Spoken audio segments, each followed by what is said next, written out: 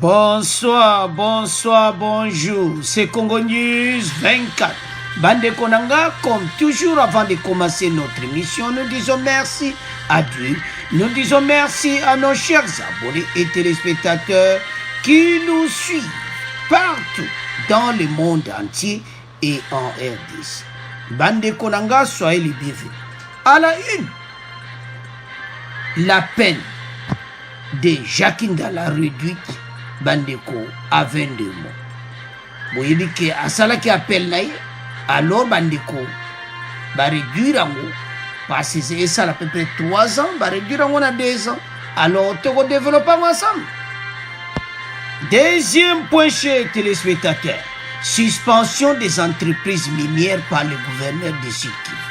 Bandeko va suspendre ba chinois oyo na Sud-Kivu na musana bango bazosala ya mayuya. Alors bandeko na ngai, de l'autre côté, Akash demande au gouvernement d'expulser du territoire congolais ba chinois nyonso oyo baza ko exploiter minéral illicite. Donc bato wana tout, il faut pas refouler bango. Alors toko développer ensemble. Troisième point chez téléspectateurs, dans la maison de John Numbi Bandeko oyo bamoni na chambre oyo bayeko découvrir bandeko za somme boyebete bamonaki baminduki liboso mais siko biloko bamoni donc balobi RFI alobi effrayant, c'est-à-dire bakuti lit à morgue, frigo à morgue, document ya assassinat ya Mosé et na ya Tchebe bandeko eza mobulu. Alors toko développer ensemble. Alors bande konanga to bande mission na biso nyonso tozala ensemble soko za en ligne na ndeko loba émission na biso bandi auto solo ensemble masolo ya mboka bandeko ya des pères et des mères. Bandeko, on va commencer cette émission avec appel ya Jacques Ndala. Asala qui appelle na bandeko. Alors la peine de Ndala a été réduite à 22 mois à Makala. Donc Jacques Ndala va saluer tout. Boyebi kaka. La Katumbi donc va démarche à Osaka na monte babi mais 3 ans. Mon boulot. Alors va saluer tout va réduire en a 22 mois donc à peu près 2 ans. Alors donc il faut comprendre que babete pena match. La peine de Jacques Ndala, coordonnateur national de la jeunesse d'ensemble, a été réduite, jugée au 2e degré. C'est-à-dire, en appel au tribunal de grande instance de Kinshasa-Kinkole, il a été reconnu coupable de désobéissance civile et a été coupé de 22 mois de prison, a dit M. Papimbaki, son avocat. Avocat dans le but, ça l'a tout. Mon comportement na juge kiango tali makambo alobaki monaki ete koko réduire. Alors bandeko babiloko yo makambo yo ba osala il fallait ka peine ezala monte mikolo batebele batiki biloba loba parce bayebi ke soko biloba loba ko kanga yo. Donc eza ba leçon na bandeko nyonso bazo simba micro boyeba oyo bokoloba et pas l'autorité de l'État. Donc bon respecter ba quelle que soit ma condition n'intan ozo loba yeba makambo okoloba parce que comme si ozo en émission ozo reporter émission wana pona conseil pa bandeko malo mususu ebimaka ezaka pena bien te. Alors toi parce que peut-être il y a une confusion là entre la liberté d'expression et la liberté de la presse et tout ça. Donc, mais na kanaye ezalaki en public. Donc, oya lobaki en public. En tout cas, ayebi ke bendelaki pena ba dossier minene. Nous attendons nous entretenir avec notre client pour voir si oui ou non nous irons en cassation. Mais la manière dont la justice est distribuée dans notre pays ne donne pas le courage d'y aller, a-t-il déclaré. Avocat n'a tali dossier. A tali ozo ba juge ne ba zo décider parce que avocat zo tala zo mona tato kena cassation bako tiki liberté. Donc mission na bango Katumbi batunyoso mission na bango zake batika Jackie Ndala. Donc azala homme libre. Alors que kotika est homme libre et zala moi passer parce que atakutu et c'est impossible parce que malobe zake en public. Maloba moko yo kaka qui to côté effrayant que voilà te yebindaku et tout ça. Alors et so pesa conseil azaye moto basi bakangi na bakana boye batu muso ape perde bakanga bango do maloba mabe et surtout aux autorités de l'État.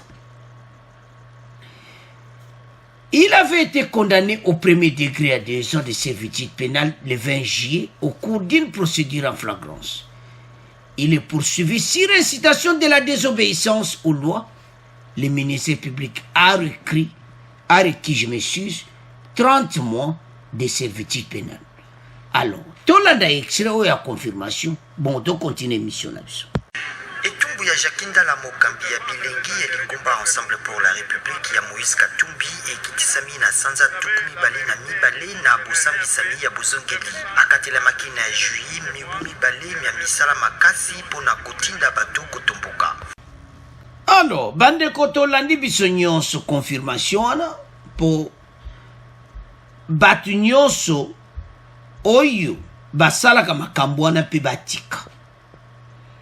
Toko continuer pays oyo batu bazo confondre la liberté de la presse, bazo confondre liberté d'expression. Donc je ne sais pas, c'est être libre d'exprimer makambo oya mais ben injure, ben insulte, ben menace, soi-disant toko sala yo boy biloko wane pekisami awa tozo pesa conseil na mutu nyonso. Boyokinda avocat ne alobi que nous attendons nous entretenir avec notre client pour voir si oui ou non nous irons en cassation. Mais la manière dont la justice est distribuée dans notre pays ne donne pas le courage d'y aller. Donc, mon penake attaque, il m'a critiqué justice. Attaque na cassation bakotika Jackie Ndala. Bandeko Jackie Ndala zo koka prison te. Azo yoka moto a danger. Donc azo kokati. État auto comme dans état de droit bandeko ma eu ezo diminuer dans niveau de justice. Pourquoi tout seul bon? Ce qui m'a eu ezalaki parce que Jackie Ndala as un coordonnateur ensemble pour les charges. Donc Katumbi a ko sala bena sasiliko abeti bena di kon a tieli kon danger pour yabima.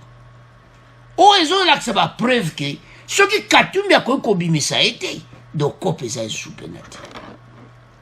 Donc on comprend dans au clair Mathieu ezaki na appel ezaki ke batika yaya avocat lobby ndenga moni justice makamu ndezo kende et comme obulu d'une manière d'une autre to ko songo boy avocat na zo mona ke basa contre batuna batu mususu batu do mona ici mais eza contre c'est-à-dire bazali suko zwa ba kop wana salité. Pourquoi? Ba magistrat ba baksi bango salaire. Fatia selma kamo kitoko pona bango. Na mbongo bazozwa liboso bazwi pena à peu près le triple. Alors, ezo mona clairement que jamais bako sala ko parce bazozwa mbongo a bien à RDC. Alors, soko moni que Jackie Ndala lelo a incarcéré. Et puis bah ça les appelle bah yé bon comprendre de kaka Katumbi sikoyo hein leader ayi akoko bimisa ete donc kope sa soutien parce que Katumbi so betika ba dollar na mesa ba tebele balengaka mais tala kaka esimbika ate.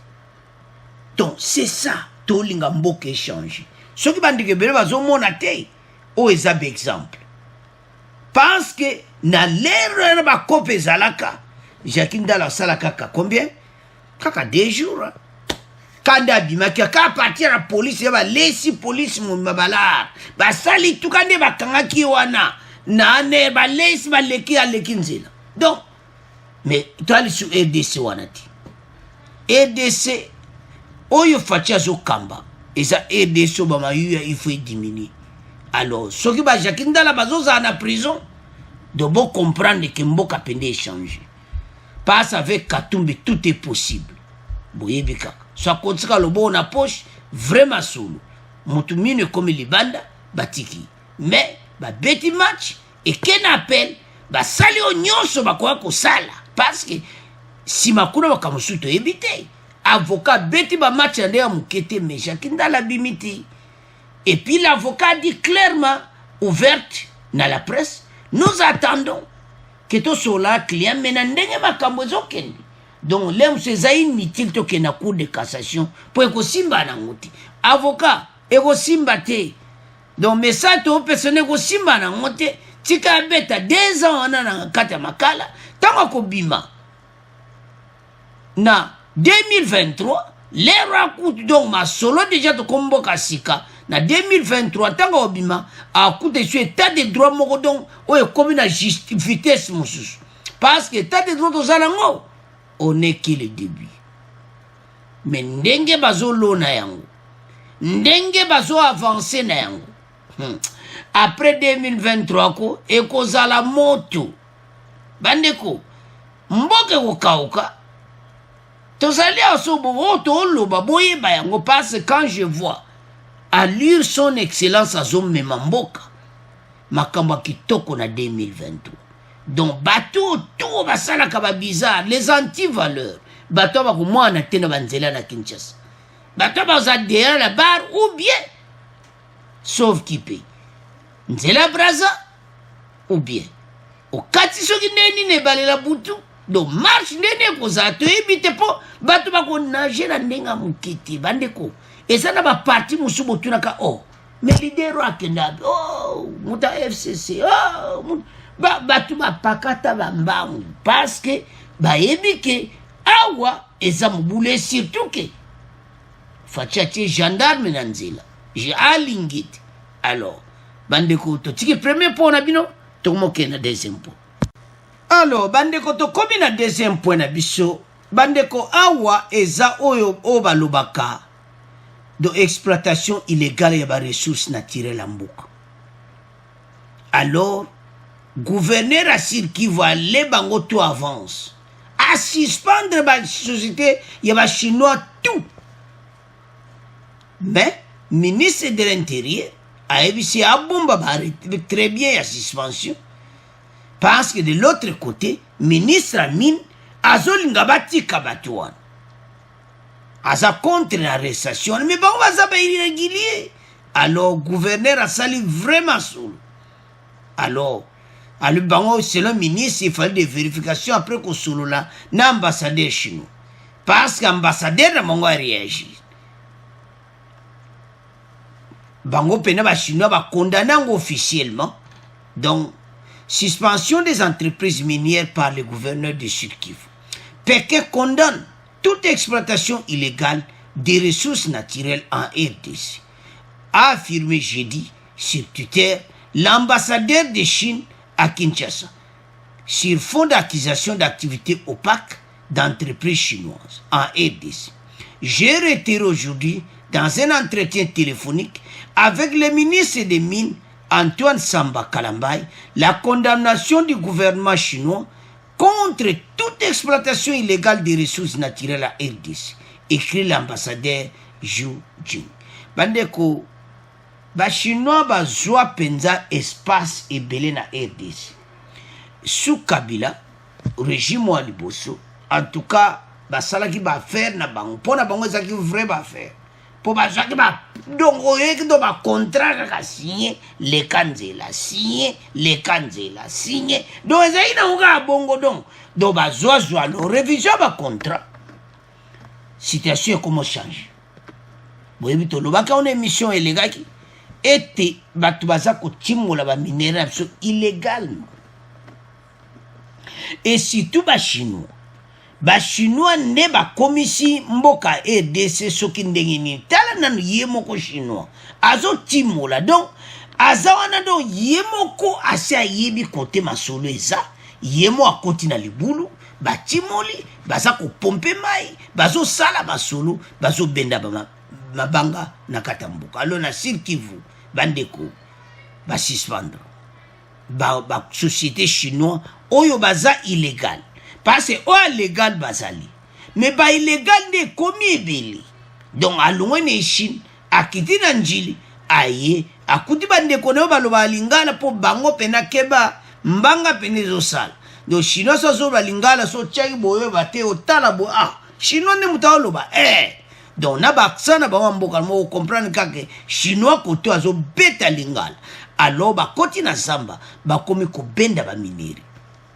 alors gouverneur asikiva boko zela abiso na zeli batakinchi asale mbala moko suspendre ba dossier tout mais ministre de l'Intérieur a dit bon arrêté mais de l'autre côté zo yindi entre ministre parce que ministre azolo bakiba temporiser ya wuti ko solola na ambassadeur chinois boko solola na ambassadeur oyo boko solola ambassadeur azana besoin business akotia yo calme voilà Pékin va condamner tout ça mais de l'autre côté azawana yebiki bayaya ba chinois bazobenda ba minere na ndenga kulisi e banda kala imagine na photo wana so wanga na otuna ye policier o ayek po abatela minte policier pe azoluka mais tu dois comprendre je m'excuse policier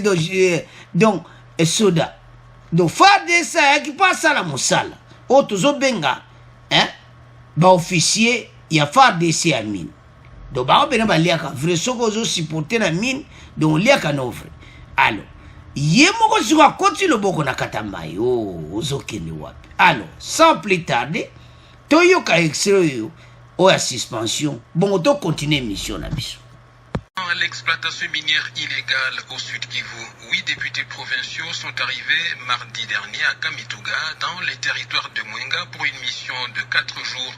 Objectif visé, enquêter sur les accusations de la société civile locale envers les opérateurs miniers expatriés. Ces exploitants miniers ne respecteraient pas les cahiers de charges signés avec les habitants de la zone. Pour en parler, retrouvons à Bukavu Cynthia Bachizina Bizana. Cette délégation a passé un jour dans la ville de Kamituga. Elle s'est ensuite rendue dans la chefferie de Wamuzimu, au sud de Kamituga. Les députés provinciaux comptent visiter tous les sites miniers tenus par les sociétés chinoises dans le territoire de Mwenga. Les élus veulent trouver des solutions différentes entre les sociétés chinoises et la population locale. Des problèmes qui se résument au non-respect du cahier des charges. Ce document est un ensemble d'engagements pris entre l'entreprise minière et les communautés locales pour la réalisation des projets de développement. Notez que cette mission intervient quelques jours après la suspension par le gouverneur de province du Sud Kivu de 6 sociétés minières chinoises et leurs coopératives minières locales. Les activités de ces sociétés ont été suspendues car ces opérateurs ne détiendraient pas des titres miniers en bonne et due forme. Cynthia Bachizi, Bukavu. Alors, bandeko nanga tolandi wana do ba entreprise wana bazana ba dossier malamu te do baza illégal baza officiel te alors ba suspendre bango de l'autre côté nde toyoki wana ba député provinciaux bakendeki kuna batala ndeni makambo ezotala na ba population locale parce que bazo respecter makambo nyonso bayebisaki bango te donc baza penda illégal alors lokola exploitation illégale des ressources naturelles et salama gouverneur à suspendre bango. Alors de l'autre côté ambassadeur na bango na RDC aleki à défendre monsieur Zhu Jing. Monsieur Zhu Jing alobi que bango pena na Chine bazo condamné exploitation oyo eza illégal bango ba sepeli en tout cas bango ba condamné ngo officiellement statutaire na bango ba sepeli ti alors basengi na autorité ya mboka na mibeko bazwi bakontinue nango, mais bazolinga bango selo bango bachinois bazolinga ke baarrange badossier bazongela misala na bango, c'est-à-dire de l'autre côté baza na besoin baaffaire, mais akage ayokata maso bandeko tokopesa kage région. Alors Maître Kapiamba alobi boye, la CAGE demande au gouvernement d'expulser du territoire congolais des Chinois à l'origine de l'exploitation illicite des minéraux dans l'Est. À Monique, il faut pas refouler bango. Et on est placé indi. Donc, à CAGE, donc à indi ici. Parce que exploitation illicite des amakas na RDC. Alors, Maître Kapiamba lobi non, Batouana a sengete, ba suspendre bango, ba déporter pe bango, parce que bazo sala makamoko illégal. Je crois que bandeko tokoza d'accord na Maître Kapiamba, parce que batoyo ils sont venus na mboka oyo. Les bayaki mboka l'air wana bo comprendre kaka. Gouvernement est salé 20 ans. Alors, joaki donc, tolo bani bo, position moko likolo. Position et permettre bango ba chinois, sala n'importe quoi. Parce que, tane ba kao, azo timola illégalement. Mais ce que zaki na mboka na bango, chinois ba okango mbala moko. Mais biso va suspendre bango. Bien ambassadeur chinois, aïe, oh voilà, a ba condamné ango. Et puis ba sepel nango te, mais a lobi ke ba soli mingi na ministre ya mim. C'est pour ça que to yoka que ministre Amin a contacté le gouverneur à Sud Kivu, que voilà, va revoir ma kawanana, mais en tout cas, le gouverneur a suspendre. Alors, ACAGE demande au gouvernement d'expulser du territoire congolais. Tout, on va au minéraux illégalement à l'Est, on va tirer mon avion, on va Chine. Alors, ACAGE te peut sur raison. Parce que c'est ça. Parce que l'ambassadeur a tia kimia. Ayebi ye moko place bango ba cop na bango eza. Mais biso to lingi boza légal. Oza légalité kanga bango tia bango na avion allez en direct à Chine. Alors bandeko to tika ngo na bino to komoke na 3e point. Alors bandeko to komi na point oya suka esalinga nzoto malili. Yango RFI alobi c'est effrayant. Bandeko RFI abimisi ba secret oyo.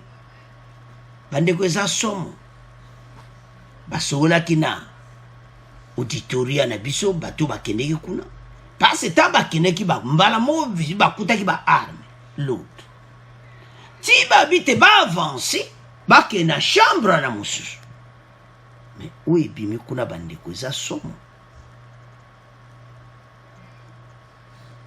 ba frigo o ezaka na ba morgue ba lia ba morgue document l'assassinat, document sur assassinat ya musée. Donc, situation ça mon boulot. Naya Tchébé. C'est mercredi 1er septembre 2021, selon la RFI, le constat a été effrayant. La dite fouille a permis de découvrir une entrée secondaire conduisant vers une chambre équipé d'un micro jaune qui apparemment était utilisé comme salle d'interrogatoire. Ah! Salle d'interrogatoire. Bandeko.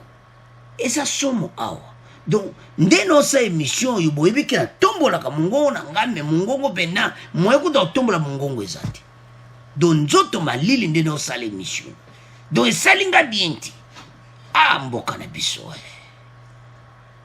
Avançons. Jusqu'à côté des locaux semblables à des cellules. Donc, tamba koti na chambre mosusu do ba yesana ba cellule na kati. Donc villa wana ba modifie ngo na makamine ne sama na kati. Ngai EDC na biso. EDC na biso. Bande ko makamweza mobulu awa. Ba cellule na kati ya ndako ya John Numbi. Villa wana ndako ya leta ba pesa ya kota vanda kuna donc au vanda na do sang de to bani mission parce que senti. Avançons. De nombreux cartons.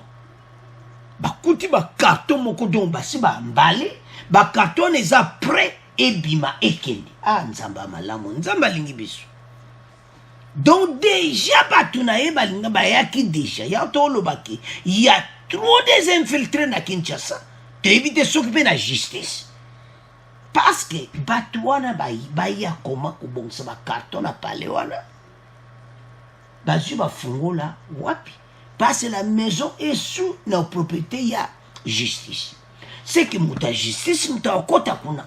Ba kango bazo luka ndenya ukimisa yango. Ba secret et bimakate et puis ba deko ba secret somme. De nombreux cartons de documents emballés prêts à une éventuelle évacuation trouvés dans les petits bâtiments séparant la dite annexe de la grande villa. Donc annexe pendant la grande villa n'est pas ma solo penezalaki. Parce que bangole bayaki na grande villa ba kuti ba minuki ba nini tu ba zui ba ki nzokande ba grama kambo tikalaki ba ye deuxième jour habité mais ndako wana foto kota na chambre amosusu ba kekuna anzambe na ngai. Donc soto otala tout son donc eza mobulu bandiko.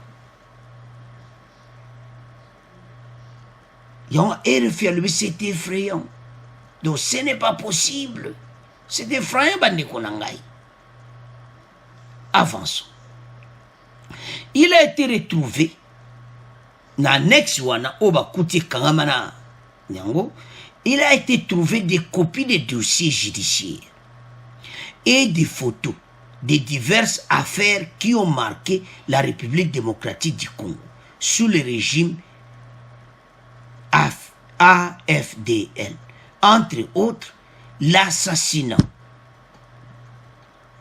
de Laurent Désiré Kabila, l'assassinat de Floribert Chebeya et Bazana, l'affaire Bundu Dia Congo et tant d'autres dossiers où il va Tangati. Donc, bandeko citation za mobulu. Tona mikolo to yoka makami nene kobeba. Mais beaucoup de journalistes, c'est d'autres dossiers. Dossier, il y a Laurent Désiré Kabila et assassinat. Oh! Et qui est ça la nina d'akwa John Numbi. Dossier, il y a Bazana et Chebeya, si qu'on va preuve benda et monani. Et puis, il y a affaire Bundu Dia Congo. Mais oyo tango ne mwana nsemi akoyoka makambo oyo akoyindisa na ndenge mokete akofashe mabe bakuti badossier Bundu ya Congo kuna oh là là. Alors bandeko citation awa ezosala mpe mobulu parce que makambo bango bakuti ezosala bango ezosala pena kitokuti. Avançons. Une petite pièce équipée d'un congélateur. Pièce moko na congélateur moko munene pinda. D'un congélateur mais notamment d'un lit de morgue non loin de la cuisine. Congélateur, lit de morgue, et ce sala ni nakati. Yamunene kuna. Un lit de morgue, so ba olo ba congélateur on ezate o yablion yamakambu oyo. Ah, nzambe na ngai. Donc, eza suspect. Et puis eza très dans mobulu bandeko. to bagénéraux na kati ya ndako na ye akabola yango na bacellule na kati donc neti bapetit cachot na basalle d'interrogatoire bande totieli mi botanga RFI moto abimisi yango nzambe na ngai situation eza mobulu RFI alobi eza effrayant la situation sikoyo toutuna siko question bafrigo wana bambeti wana morgue na kati ya ndako na ye basalaka nango nini nzambe na ngai bandeko taka tokotiako botanga RFI moto abimisi bamedia na biso ebele mpe babimisi yango batia yango moto nyonso atanga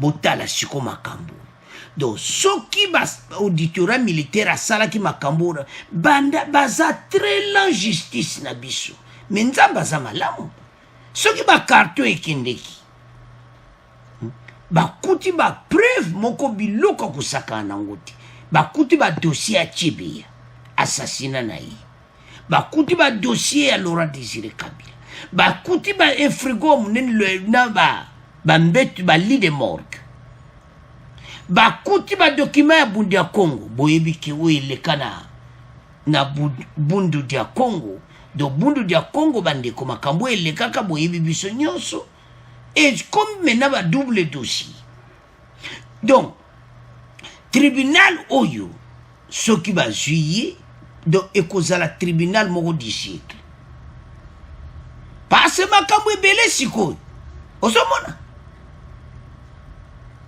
oh là là non sikoyo basekre ezobima donc ezosala pasi nzoto malili na émission oyo Laurent Désiré Kabila badossier ya assassinat na ye badossier assassinat ya Tshibia na bazana bali de morgue okutu kuna biloko mwa mesi bakuti une chambre équipée avec micro jaune qui était utilisé comme salle d'interrogatoire jusqu'à côté des locaux semblables à des cellules et de nombreux cartons ezaki pré-ebima